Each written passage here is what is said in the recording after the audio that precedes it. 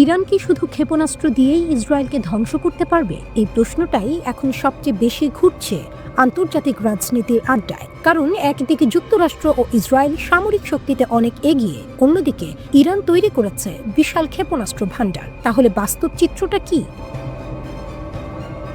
প্রথম কথা, ইরান মধ্যপ্রাচ্যে সবচেয়ে বড় ব্যালিস্টিক মিসাইল ভান্ডারের মালিক বলে যুক্তরাষ্ট্রের বিভিন্ন গোয়েন্দা প্রতিবেদনে উল্লেখ আছে। ইরান গত 2 দশকে তাদের ক্ষেপণাস্ত্র প্রযুক্তিতে ব্যাপক বিনিয়োগ করেছে, কারণ তারা জানে আকাশে যুক্তরাষ্ট্র বা ইসরায়েলের মতো আধিপত্য তাদের নেই। তাই তারা ডিটারেন্স বা প্রতিরোধ কৌশল বেছে নিয়েছে, মানে যদি কেউ হামলা করে তার জবাব দেওয়ার মতো শক্তি যেন থাকে। ব্যালিস্টিক মিসাইল আসলে কি? এগুলো রকেট চালিত অস্ত্র যা অনেক দূর পর্যন্ত গিয়ে লক্ষ্যবস্তুতে আঘাত করতে পারে। এগুলোতে বিস্ফোরক ওয়ারহেড থাকে। ভবিষ্যতে যদি কোনো দেশ পারমাণবিক অস্ত্র বানায়, সেটাও এই ধরনের মিসাইল দিয়ে বহন করা সম্ভব। এই কারণেই পশ্চিমা দেশগুলো ইরানের মিসাইল কর্মসূচিকে বড় হুমকি হিসেবে দেখে।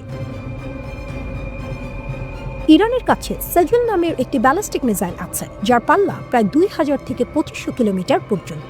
এই দূরত্ব ইসরায়েল পর্যন্ত পৌঁছানোর জন্য যথেষ্ট। এছাড়া খোররামশার ও গাদর মডেলের মিসাইলও রয়েছে, যেগুলো রেঞ্জ প্রায় 2000 কিলোমিটার।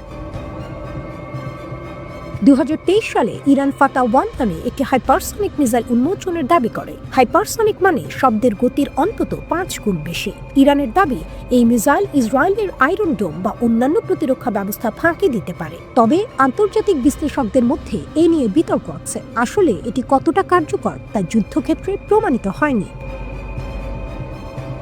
এবার বড় প্রশ্ন, ইরান কি সত্যিই শুধু ক্ষেপণাস্ত্র দিয়ে ইসরায়েলকে ধ্বংস করতে পারবে? বাস্তবতা হলো, পুরো একটি দেশকে শুধু ক্ষেপণাস্ত্র দিয়ে ধ্বংস করা প্রায় অসম্ভব। ইসরায়েলের রয়েছে উন্নত আকাশ প্রতিরক্ষা ব্যবস্থা, আয়রন ডোম, ডেভিড স্লিং, অ্যারো সিস্টেম। এগুলো স্বল্প ও মাঝারি পাল্লার মিসাইল প্রতিরোধে সক্ষম। এছাড়া ইসরায়েলের নিজস্ব বিমান বাহিনী ও পারমাণবিক সক্ষমতা রয়েছে বলে ধারণা করা হয়। অর্থাৎ ইরান বড় ক্ষতি করতে পারে, কিন্তু সম্পূর্ণ ধ্বংস করা এটা বাস্তবসম্মত নয়। একইভাবে ইসরায়েলও ইরানকে পুরোপুরি মুছে ফেলতে পারবে না, কারণ ইরানের আকার বড়, জনসংখ্যা বেশি আর তাদের প্রতিরক্ষা কাঠামো বিস্তৃত। এবার আসি প্রযুক্তির উৎসে। অনেক পশ্চিমা গবেষণা সংস্থার দাবি, ইরানের ক্ষেপণাস্ত্র কর্মসূচির শুরুতে উত্তর কোরিয়ার প্রযুক্তি থেকে প্রভাবিত।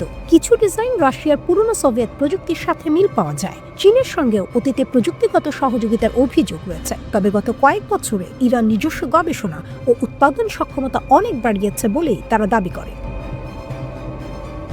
আরেকটি গুরুত্বপূর্ণ বিষয়, ইরান তাদের ক্ষেপণাস্ত্র ঘাঁটিগুলো ভূগর্ভে তৈরি করেছে। পাহাড়ে ভেতরে লুকানো মিসাইল সিটি নিয়ে তারা নিজেই ভিডিও প্রকাশ করেছে। এর উদ্দেশ্য একটাই, শত্রুপক্ষের বিমান হামলা থেকে সুরক্ষা। তাহলে যুক্তরাষ্ট্র ও ইসরায়েল এত চিন্তিত কেন? কারণ যদি কখনো বড় সংঘাত শুরু হয়, ইরান সরাসরি যুক্তরাষ্ট্রের মূল ভূখণ্ডে আঘাত করতে না পারলেও মধ্যপ্রাচ্যে থাকা মার্কিন ঘাঁটি ও ইসরায়েলের শহরগুলো লক্ষ্যবস্তু হতে পারে। এতে আঞ্চলিক যুদ্ধ দ্রুত ছড়িয়ে পড়ার ঝুঁকি থাকে। মধ্যপ্রাচ্যের আকাশে আবারও উত্তেজনার কালো মেঘ। প্রশ্ন একটাই, যদি যুক্তরাষ্ট্র ইরানে হামলা চালায় তাহলে কি হবে? ইরান এবার সরাসরি বার্তা দিয়েছে। তেহরান বলছে, ওয়াশিংটন যদি ইরানের মাটিতে আঘাত হানে, তাহলে মধ্যপ্রাচ্যে থাকা মার্কিন সামরিক ঘাঁটিগুলো নিরাপদ থাকবে না। কাতার ভিত্তিক সংবাদ মাধ্যম আল জাজিরাকে দেয়া এক সাক্ষাৎকারে এমন হুঁশিয়ারি দিয়েছেন ইরানের পররাষ্ট্রমন্ত্রী আব্বাস আরাকচি।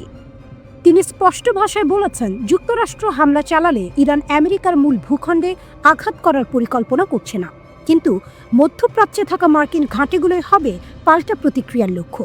অর্থাৎ সংঘাত হলে যুদ্ধের আগুন সীমাবদ্ধ থাকবে এই অঞ্চলের মধ্যেই। সাক্ষাৎকারের গুরুত্বপূর্ণ অংশ তিনি নিজের সরকারি টেলিগ্রাম চ্যানেলেও প্রকাশ করেছেন। এখন প্রশ্ন হচ্ছে, ইরান কেন এমন কথা বলছে? কারণ বর্তমান পরিস্থিতিতে যুক্তরাষ্ট্র ও ইরানের সম্পর্ক আবারও উত্তপ্ত হয়ে উঠেছে। পারমাণবিক কর্মসূচি নিয়ে 2 দেশের মধ্যে দীর্ঘদিন ধরে টানাপোড়েন চলছে। সাক্ষাৎকারে আরাকচি পারমাণবিক ইস্যু নিয়েও কথা বলেছেন। তার দাবি, পারমাণবিক সমৃদ্ধকরণ ইরানের অখণ্ড অধিকার, এটি কোনোভাবেই বন্ধ করা হবে না। তিনি বলেন, বোমা বর্ষণ করেও ইরানের সক্ষমতা ধ্বংস করা যায়নি। অর্থাৎ ইরান দেখাতে চাইছে চাপ বা হামলা দিয়ে তাদের প্রযুক্তিগত অগ্রগতি থামানো সম্ভব নয়। তবে এখানেই আরেকটি গুরুত্বপূর্ণ দিক আছে। আরাকচি বলেছেন, যুক্তরাষ্ট্রের সঙ্গে একটি স্বস্তিজনক চুক্তিতে পৌঁছাতে ইরান প্রস্তুত। অর্থাৎ তেহরান পুরোপুরি দরজা বন্ধ করছে না, আলোচনার পথ খোলা রাখছে। তিনি আরও জানান, পরবর্তী দফার আলোচনার জন্য এখনও নির্দিষ্ট কোনো তারিখ ঠিক হয়নি, তবে দুই পক্ষই মনে করছে আলোচনা শিগগির হওয়া উচিত। এর মানে উত্তেজনা থাকলেও কূটনৈতিক যোগাযোগ পুরোপুরি বন্ধ হয়নি। কিন্তু একটা বিষয় নিয়ে ইরান একদম কঠোর অবস্থান নিয়েছে, সেটা হলো ক্ষেপণাস্ত্র কর্মসূচি। আরাকচির ভাষায় ক্ষেপণাস্ত্র কর্মসূচি কখনোই আলোচনাযোগ্য নয়। এটি আমাদের প্রতিরক্ষার বিষয়, অর্থাৎ পারমাণবিক সমৃদ্ধকরণ নিয়ে আলোচনা হতে পারে, কিন্তু ক্ষেপণাস্ত্র নিয়ে কোনো আপোষ নয়। এদিকে 6 ফেব্রুয়ারি ওমানের রাজধানী মাস্কাটে ইরান ও যুক্তরাষ্ট্রের প্রতিনিধিদের মধ্যে পরোক্ষ সংলাপ হয়েছে। এটি সরাসরি বৈঠক নয়, তবে মধ্যস্থতার মাধ্যমে আলোচনা হয়েছে। বৈঠক শেষে যুক্তরাষ্ট্রের প্রেসিডেন্ট ডোনাল্ড ট্রাম্প বলেন, আলোচনা খুবই ভালো হয়েছে। একদিকে ইরান বলছে, আমাদের পারমাণবিক কর্মসূচি চলবে, এটি আমাদের অধিকার, প্রয়োজনে আমরা চুক্তি করব, কিন্তু ক্ষেপণাস্ত্র নিয়ে কোনো কথা নয়। অন্যদিকে যুক্তরাষ্ট্র চায় ইরান যেন এমন কোনো সক্ষমতা অর্জন না করে যা আঞ্চলিক বা আন্তর্জাতিক নিরাপত্তার জন্য হুমকি হতে পারে। সবচেয়ে গুরুত্বপূর্ণ বিষয় হলো, ইরান সরাসরি বলছে, আমরা আমেরিকার মূল ভূখণ্ডে হামলা করব না, কিন্তু মধ্যপ্রাচ্যে থাকা মার্কিন ঘাঁটি আঘাতের বাইরে নয়। এর মানে যদি সংঘাত শুরু হয়, তাহলে সৌদি আরব, কাতার, সংযুক্ত আরব আমিরাত বা ইরাকের মতো দেশে থাকা মার্কিন ঘাঁটিগুলো ঝুঁকির মুখে পড়তে পারে। মধ্যপ্রাচ্যে যুদ্ধের ডামাডোল। ইরান কেন হঠাৎ ক্ষেপণাস্ত্র ও ড্রোন নামাচ্ছে রাস্তায়? মধ্যপ্রাচ্যে আবার যুদ্ধের গন্ধ। যুক্তরাষ্ট্রের যুদ্ধজাহাজ ইরানের দিকে এগোচ্ছে, আর ঠিক সেই সময়ে ইরান শুরু করেছে রাতের অন্ধকারে ক্ষেপণাস্ত্র, ড্রোন ও লঞ্চার সরানোর কাজ। এই দৃশ্য শুধু ইরানের ভেতরে নয়, সারা বিশ্বেই আতঙ্ক ছড়িয়েছে। প্রশ্ন একটাই, ইরান কি যুদ্ধের জন্য প্রস্তুত হচ্ছে, নাকি এটি কেবল ভয় দেখানোর কৌশল? রাতের অন্ধকারে সামরিক বহর, কি দেখা গেছে? ইসলামিক রিভলিউশনারি গার্ড আইআরজিসি ঘনিষ্ঠ সংবাদ মাধ্যম সাপার নিউজ এজেন্সি কিছু ছবি প্রকাশ করেছে। ছবিতে দেখা যাচ্ছে লম্বা সামরিক ট্রাকের কনভয়, ট্রেলারে করে নেওয়া হচ্ছে ভারী ক্ষেপণাস্ত্র, সঙ্গে আছে ড্রোন ও ড্রোন লঞ্চ সিস্টেম। সবকিছুই চলছে রাতের অন্ধকারে। এই ছবিগুলো প্রকাশ করা হয়েছে আইআরজিসি এর অফিসিয়াল টেলিগ্রাম চ্যানেলে। কোথায় কবে তোলা তা নিশ্চিত নয়, কিন্তু বিশ্লেষকদের মতে এই অনিশ্চয়তাই আসলে বার্তা, আমরা প্রস্তুত, কিন্তু সব জানাবো না। কেন এখন এসব ছবি প্রকাশ? সময়টা খুব গুরুত্বপূর্ণ। তেহরানে বড় আকারের সরকার বিরোধী বিক্ষোভ, কঠোর দমন অভিযান, যুক্তরাষ্ট্র ও ইরানের মধ্যে প্রকাশ্য হুমকি পাল্টা হুমকি, মার্কিন নৌবহর ইরানের দিকে অগ্রসর। বিশ্লেষকদের মতে এই ছবিগুলো ইচ্ছাকৃতভাবে এখন ছাড়া হয়েছে। উদ্দেশ্য তিনটি হতে পারে: 1, যুক্তরাষ্ট্র ও ইসরায়েলকে সতর্ক করা; 2, দেশের ভেতরে শক্ত বার্তা দেয়া; 3, মনস্তাত্ত্বিক যুদ্ধ চালানো। পেন্টাগনের নিউক্লিয়ার রেড অ্যালার্ট কেন? এই উত্তেজনার মধ্যেই যুক্তরাষ্ট্রের প্রতিরক্ষা দপ্তর পেন্টাগন তাদের 2026 সালের প্রতিরক্ষা কৌশল প্রকাশ করেছে। সেখানে একটি ভয়ঙ্কর সতর্কতা দেওয়া হয়েছে, ইরানের পারমাণবিক সক্ষমতা পুরোপুরি ধ্বংস হয়নি। এটি খুব গুরুত্বপূর্ণ, কারণ 2025 সালে ট্রাম্প দাবি করেছিলেন ইরানের পারমাণবিক কর্মসূচি পুরোপুরি শেষ, কিন্তু পেন্টাগন বলছে ইরান গোপনে আবার সক্ষমতা গড়ে তুলতে পারে। 99টি ভূমিকম্প, কাকতালীয় না সন্দেহজনক? এইসব ঘটনার মাঝেই জানুয়ারিতে ইরানে ঘটে যায় এক অদ্ভুত ঘটনা। 6 দিনে 99টি ভূমিকম্প। সবচেয়ে আলোচিত জায়গায় ইস্পাহান, কারণ এখানেই রয়েছে ইরানের গুরুত্বপূর্ণ পারমাণবিক স্থাপনা। 2025 সালে এই ইস্পাহানেই যুক্তরাষ্ট্রের B-2 বোমারু বিমান হামলা চালিয়েছিল। এখন প্রশ্ন উঠছে, এগুলো কি স্বাভাবিক ভূমিকম্প, নাকি গোপন পারমাণবিক কার্যকলাপের ইঙ্গিত? এখনও কোনো প্রমাণ নেই, তবে সন্দেহ তৈরি হয়েছে। যুক্তরাষ্ট্র কি করছে? ডোনাল্ড ট্রাম্প নিজেই বলেছেন, আমাদের অনেক জাহাজ সেদিকে যাচ্ছে, বিশাল এক বহর, হয়তো ব্যবহার করতে হবে না, কিন্তু আমরা নজর রাখছি। ইরানের ড্রোন প্রদর্শন, বার্তা স্পষ্ট। 22 জানুয়ারি ইরান পালন করেছে ডে অফ দ্য গার্ডিয়ান। এই দিন লাইভ টিভিতে চালু করা হয় শাহেদ ড্রোনের ইঞ্জিন, দেখানো হয় বিভিন্ন মডেলের ড্রোন, ধর্মীয় অনুষ্ঠান আর সামরিক শক্তি। একসঙ্গে এই ড্রোনগুলো আগে ইসরায়েলের বিরুদ্ধে ব্যবহৃত হয়েছে। তাহলে কি যুদ্ধ শূন্য? এই মুহূর্তে যুক্তরাষ্ট্র শক্তি দেখাচ্ছে, ইরান শক্তি দেখাচ্ছে, দুই পক্ষই বলছে আমরা ভয় পাই না। মধ্যপ্রাচ্যে মার্কিন নৌবহর, ইরানের বিরুদ্ধে আবার কি যুদ্ধের প্রস্তুতি? মধ্যপ্রাচ্যে আবার উত্তেজনার পারদ চলছে, আর এই উত্তেজনার কেন্দ্রে রয়েছে যুক্তরাষ্ট্র ও ইরান। মার্কিন প্রেসিডেন্ট ডোনাল্ড ট্রাম্প নিজেই ঘোষণা করেছেন মার্কিন নৌবাহিনীর একটি বিশাল আর্মাডা পারস্য উপসাগরের দিকে এগোচ্ছে। এই ঘোষণার পরেই প্রশ্ন উঠছে, যুক্তরাষ্ট্র কি আবার ইরানে হামলার প্রস্তুতি নিচ্ছে, নাকি এটা শুধুই শক্তি প্রদর্শন? যুক্তরাষ্ট্র কি সামরিক শক্তি পাঠাচ্ছে? মার্কিন কর্মকর্তাদের মতে যুক্তরাষ্ট্র এখন মধ্যপ্রাচ্যে পাঠাচ্ছে একটি এয়ারক্রাফট ক্যারিয়ার স্ট্রাইক গ্রুপ, আধুনিক যুদ্ধ জাহাজ, ক্ষেপণাস্ত্র প্রতিরক্ষা ব্যবস্থা। এই বহরের নেতৃত্বে রয়েছে USS Abraham Lincoln aircraft carrier. এই জাহাজটি মূলত দক্ষিণ চীন সাগরের দিকে যাচ্ছিল, কিন্তু হঠাৎ করেই দিক বদলে মধ্যপ্রাচ্যের দিকে পাঠানো হয়। এই ক্যারিয়ার গ্রুপে আছে আর্লেস বার্ক ক্লাস ডেস্ট্রয়ার, যেগুলোতে রয়েছে টমাহক ক্রুইজ মিসাইল, যা ইরানের ভেতরে অনেক গভীর লক্ষ্যবস্তুতে আঘাত হানতে সক্ষম। এছাড়া এসব জাহাজে রয়েছে এইজিস কমব্যাট সিস্টেম, যা ব্যালিস্টিক ও ক্রুজ মিসাইল প্রতিরোধে ব্যবহৃত হয়। ট্রাম্প কি বলছেন? ট্রাম্প সরাসরি বলেছেন, আমরা ইরানের দিকে নজর রাখছি, অনেক জাহাজ সেই দিকে যাচ্ছে, হয়তো ব্যবহার করতে হবে না, কিন্তু প্রস্তুত থাকা জরুরি। অর্থাৎ বার্তা পরিষ্কার, যুদ্ধ না হলেও যুদ্ধের প্রস্তুতি পুরোপুরি। তবে লক্ষ্য করার বিষয়, কিছুদিন আগেই ট্রাম্প ইরানের সরকার বিরোধী বিক্ষোভকারীদের সমর্থন দিয়ে বলেছিলেন সাহায্য আসছে, কিন্তু বিক্ষোভ দমনের পর ট্রাম্প আবার সামরিক ভাষা কিছুটা কমিয়ে আনেন। 2025 সালের জুন মাসে যুক্তরাষ্ট্র ঠিক এভাবেই মধ্যপ্রাচ্যে সামরিক শক্তি বাড়িয়েছিল। তারপরই ইসরায়েল ইরান 12 দিনের যুদ্ধ, যুক্তরাষ্ট্র B-2 কম্বার ব্যবহার করে এবং সাবমেরিন থেকে 30টি টমাহক মিসাইল ছুড়ে ইরানের 3টি পারমাণবিক স্থাপনায় হামলা চালায়। এই কারণেই এবারকার নৌবহর অনেকের কাছে ডেজাভু মনে হচ্ছে। মধ্যপ্রাচ্যে যুক্তরাষ্ট্রের সামরিক উপস্থিতি কত বড়? অনেকে ভাবেন যুক্তরাষ্ট্র এখন নতুন করে সেনা পাঠাচ্ছে, কিন্তু বাস্তবতা হলো মধ্যপ্রাচ্যে আগে থেকেই 40 থেকে 50 হাজার মার্কিন সেনা আছে, অন্তত 19টি সামরিক স্থাপনা, এর মধ্যে 8টি স্থায়ী ঘাঁটি। যেসব দেশে মার্কিন ঘাঁটি রয়েছে: বাহরাইন, কাতার, কুয়েত, সৌদি আরব, সংযুক্ত আরব আমিরাত, ইরাক, জর্ডান, মিশর। ইরান বহুদিন ধরেই বলে আসছে, যুদ্ধ শুরু হলে এসব ঘাঁটি হবে প্রথম লক্ষ্য। ইরানের প্রতিক্রিয়া কি? ইরান কোনো রাগঢাক না করে হুঁশিয়ারি দিয়েছে। ইরানি সামরিক সমন্বয়ক আলী আবদুল্লাহি আলিয়াবাদী বলেছেন, ইরানে হামলা হলে অঞ্চলের সব মার্কিন ঘাঁটি বৈধ লক্ষ্যবস্তু হবে। রিভলিউশনারি গার্ডের প্রধান জেনারেল পাকুর বলেছেন, আমরা আগের যে কোনো সময়ের চেয়ে বেশি প্রস্তুত। ট্রিগারে আঙুল। পররাষ্ট্রমন্ত্রী আব্বাস আরাকচি স্পষ্ট ভাষায় বলেন, হামলা হলে আমাদের সবকিছু দিয়ে পাল্টে আঘাত করব।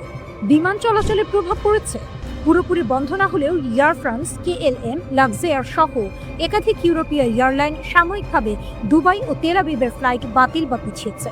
কারণ একটাই, আকাশপথে নিরাপত্তা ঝুঁকি। নতুন নিষেধাজ্ঞাও এসেছে। হ্যাঁ, যুক্তরাষ্ট্র সম্প্রতি 9টি জাহাজ ও তাদের মালিকদের উপর নিষেধাজ্ঞা দিয়েছে।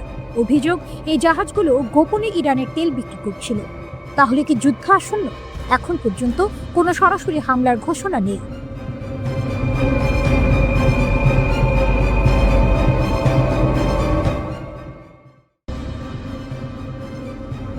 মধ্যপ্রাচ্যের সমুদ্র আবারও অস্থির। ঢেউয়ের শব্দের সঙ্গে মিশে যাচ্ছে যুদ্ধজাহাজের ইঞ্জিনের গর্জন। রাডারের পর্দায় জ্বলে উঠছে সতর্কতার লাল সংকেত। আকাশে নজরদারি ড্রোন, ডেকে প্রস্তুত ক্ষেপণাস্ত্র। লক্ষ্য একটাই, ইরান।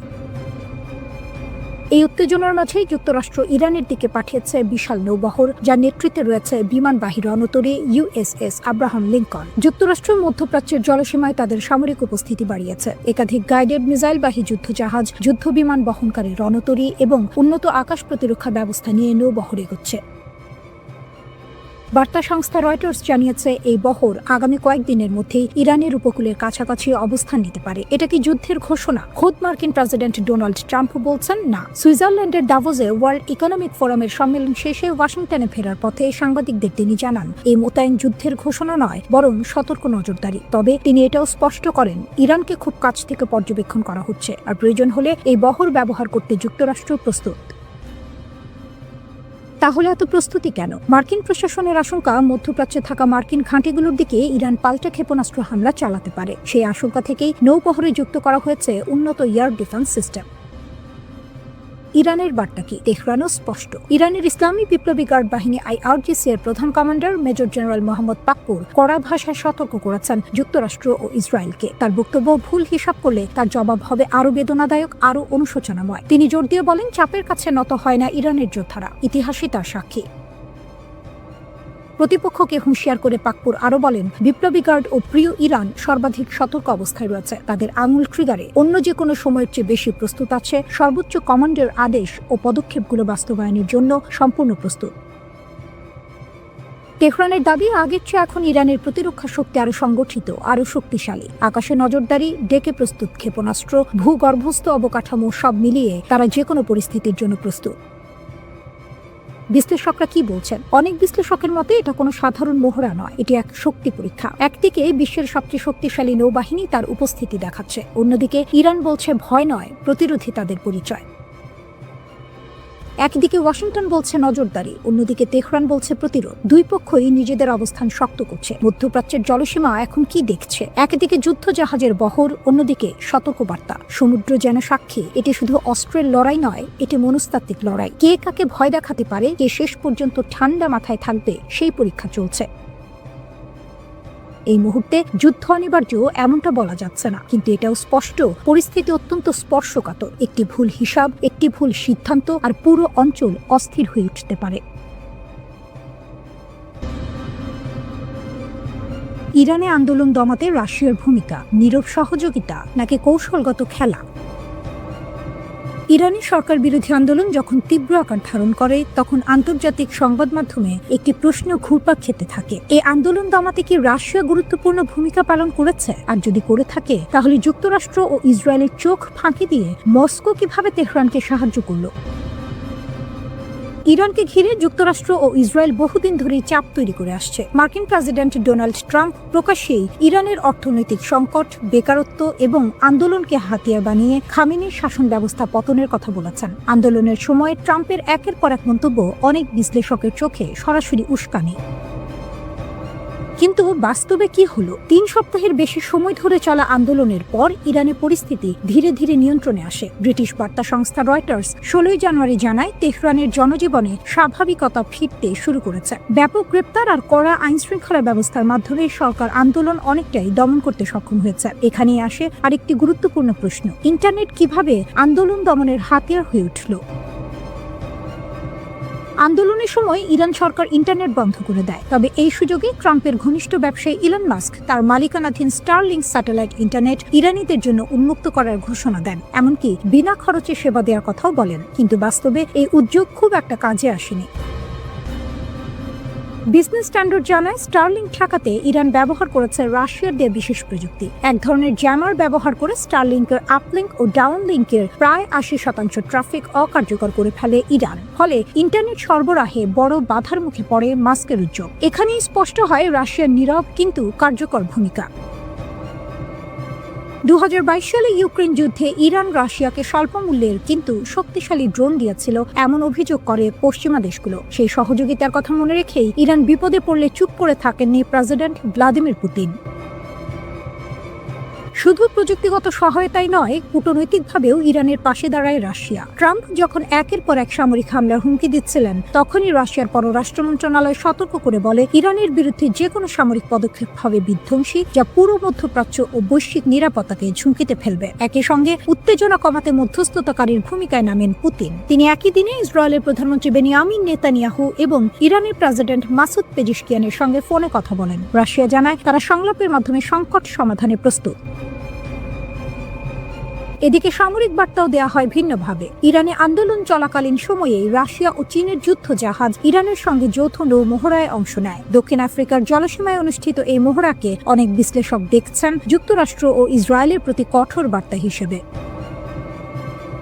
সবচেয়ে গুরুত্বপূর্ণ বিষয় হলো 2025 সালের জানুয়ারিতে রাশিয়া ও ইরানের মধ্যে একটি 20 বছর মেয়াদী কৌশলগত চুক্তি হয়। এই চুক্তির আওতায় রাশিয়া ইরানকে সামরিক, অর্থনৈতিক ও কৌশলগত সহায়তা দেবে, এমনকি যুক্তরাষ্ট্রের নিষেধাজ্ঞা উপেক্ষা করেও। সব মিলিয়ে বলা যায়, পুতিনের কৌশল ছিল বহুস্তর বিশিষ্ট প্রযুক্তি, কূটনীতি, সামরিক মহড়া আর দীর্ঘমেয়াদী চুক্তি। এর ফলেই আয়াতুল্লাহ খামেনির নেতৃত্বাধীন সরকার আন্দোলন দমন করে অনেকটা নিয়ন্ত্রণ ফিরিয়ে আনতে পেরেছে। ইরানের সবচেয়ে শক্তিশালী সামরিক বাহিনী Islamic Revolutionary Guard Corps IRGC একটি ভয়ঙ্কর হুমকি দিয়েছে। তাদের ঘনিষ্ঠ একটি টেলিগ্রাম চ্যানেলে দাবি করা হয়েছে, কাতারে মার্কিন সামরিক কমান্ডাররা কোথায় লুকিয়ে আছেন সেই জায়গা তারা চিহ্নিত করে ফেলেছে। কাতারের গোপন অবস্থান নিয়ে কি দাবি? ওই পোস্টে বলা হয়, যুক্তরাষ্ট্রের সেন্টকম এর শীর্ষ কর্মকর্তারা কাতারের বিখ্যাত আল উদেইদ বিমান ঘাঁটি ছেড়ে গোপনে দোহা শহরের একটি বিলাসবহুল হোটেলে আশ্রয় নিয়েছেন। বার্তাটি ছিল স্পষ্ট এবং হুমকিমূলক, 5 তারকা হোটেলের দেয়ালও নিরাপত্তা দিতে পারবে না। এর মানে ইরান পরিষ্কার করে জানাতে চাইছে, আমেরিকান সেনারা যেখানে থাকুক তারা ইরানের নিশানার বাইরে নয়। আল উদেইদ এয়ারবেস কেন এত গুরুত্বপূর্ণ? কাতারের আল উদেইদ বিমান ঘাঁটি হচ্ছে মধ্যপ্রাচ্যে যুক্তরাষ্ট্রের সবচেয়ে বড় সামরিক ঘাঁটি। এখানে প্রায় 10,000 মার্কিন সেনা অবস্থান করে। এই ঘাঁটি থেকে পরিচালিত হয় পুরো মধ্যপ্রাচ্যের জন্য ইউএস সেন্ট্রাল কমান্ড, মার্কিন বিমান বাহিনীর আঞ্চলিক সদর দপ্তর, ব্রিটিশ রয়্যাল এয়ারফোর্সের গুরুত্বপূর্ণ ইউনিট।